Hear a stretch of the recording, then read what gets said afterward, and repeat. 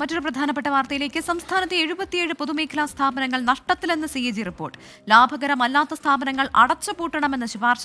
KMML ക്രമക്കേടെന്നും അസംസ്കൃത വസ്തുക്കൾ വാങ്ങുന്നതിൽ മാനദണ്ഡങ്ങൾ പാലിച്ചില്ല എന്നും KSRTC കണക്കുകൾ നൽകുന്നില്ല എന്നും റിപ്പോർട്ടിൽ പറയുന്നുണ്ട്. ഉമേഷ് ബാലകൃഷ്ണനാണ് ചേരുന്നത് തിരുവനന്തപുരത്ത് നിന്ന്.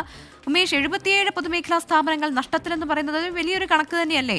ഈ ലാഭകരമല്ലാത്ത സ്ഥാപനങ്ങൾ അടച്ചുപൂട്ടണമെന്നുള്ള ശുപാർശയാണല്ലോ ഇപ്പോൾ CAG മുന്നോട്ട് വെക്കുന്നത്. മറ്റെന്തൊക്കെ കാര്യങ്ങൾ CAG റിപ്പോർട്ടിൽ പറയുന്നുണ്ട്? നിയമസഭയിൽ സമർപ്പിച്ച CAG റിപ്പോർട്ട് 2022-23 കാലഘട്ടത്തിലെ CAG റിപ്പോർട്ടിലാണ് ഇത്തരത്തിൽ 77 പൊതുമേഖലാ സ്ഥാപനങ്ങൾ നഷ്ടത്തിലാണ് എന്നുള്ള കണ്ടെത്തലുള്ളത്.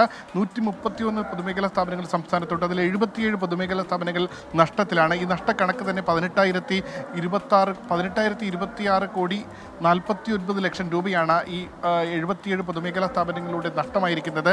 58 പൊതുമേഖലാ സ്ഥാപനങ്ങൾ ലാഭത്തിൽ പ്രവർത്തിക്കുന്നുണ്ട്. ലാഭകരമല്ലാത്ത 18 പൊതുമേഖലാ സ്ഥാപനങ്ങളുടെ അടച്ചുപൂട്ടൽ നടപടികൾ നേരത്തെ തന്നെ ആരംഭിച്ച് കഴിഞ്ഞിട്ടുണ്ട്. 1986 മുതൽ ഇത്തരം നടപടികൾ ആരംഭിച്ചതാണ്. പക്ഷേ ആ നടപടികൾ വേഗത്തിലാക്കിയിട്ടില്ല.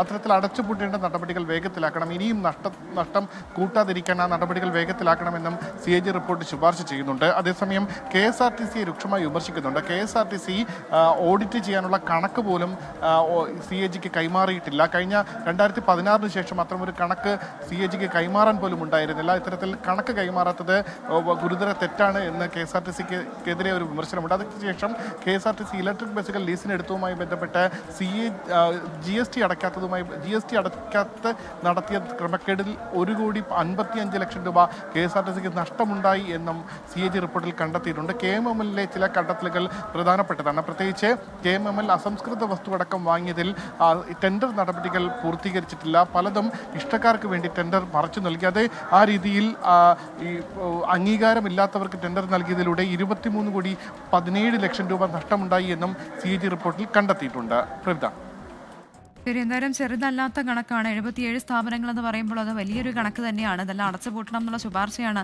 നൽകുന്നത്. പക്ഷേ അവിടെ ജോലി ചെയ്യുന്ന ആളുകളെ സംബന്ധിച്ച് അതൊക്കെ ഞെട്ടിക്കുന്ന വാർത്ത തന്നെയാകും. എന്തായാലും ഇതിലൊരു തീരുമാനമെടുക്കേണ്ടത് സർക്കാരാണ്. എങ്ങനെ അത് ലാഭകരമാക്കാമെന്നുള്ള ചർച്ചയൊക്കെ ഇനി നടക്കേണ്ടിയിരിക്കുന്നു.